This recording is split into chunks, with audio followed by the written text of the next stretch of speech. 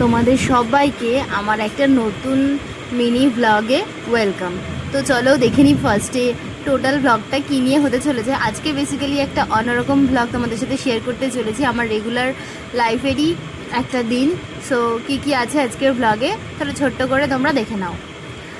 সকাল সকাল উঠে স্নান করে ফ্রেশ হয়ে রেডি হয়ে আজকে চলে গেছিলাম লাইব্রেরি। আর সকালবেলা ব্রেকফাস্টে খেয়ে নিয়েছিলাম পাস্তা, যেটা মা বানিয়ে দিয়েছিল। তারপরে তাড়াতাড়ি করে উঠে রেডি হয়ে স্নান করে নিয়ে স্কিন কেয়ার করে নিয়ে আমি বসে পড়লাম রেডি হওয়ার জন্য। আজকে যাব লাইব্রেরিতে।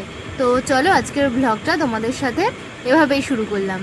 তোমরাও জানিও তোমরা কেমন আছো, আর অনেক দিন পরে ব্লগ দিচ্ছি, তো তোমরা সবাই আমার সাথে থেকো। ব্যাগটা গুছিয়ে নিলাম, আর মোস্ট ইম্পর্টেন্ট এই গরমে জলের বোতল, তো জলের বোতল সব কিছু নিয়ে রেডি হয়ে চলে গেলাম লাইব্রেরিতে। আর সেখানে গিয়ে দেখো আজকে কিসের দেখা পেলাম, এটা কি আসলে সেটা দেখে অতটা বুঝতে পারলাম না, তোমরা জানিও তো এটা কি। তারপরে আজকে রুটিন বানিয়ে পড়াশোনা শুরু করে দিলাম, আর সেই মতন রুটিন মতন পড়াশোনা করে ফটাফট চলে আসলাম দুপুরে লাঞ্চ করতে।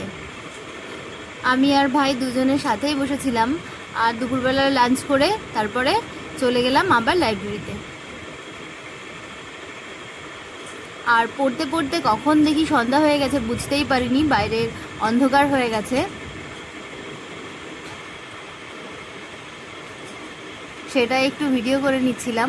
তারপরে আজকের মতন সব কিছু চ্যাপ্টার কমপ্লিট করে রিভিশন করে চলে আসলাম বাড়িতে। আর বাড়িতে এসেই দেখি প্রচণ্ড পরিমাণে হঠাৎ করে বৃষ্টি শুরু হলো। আর এত সারাদিন গরমের পরে এই বৃষ্টিটা যেন সবুজ গাছপালা এত মানে প্রাণ ফিরে পেল। আর আমাদেরও খুব ভালোই লাগছিলো, ওয়েদারটা একদম ঠান্ডা হয়ে গেল।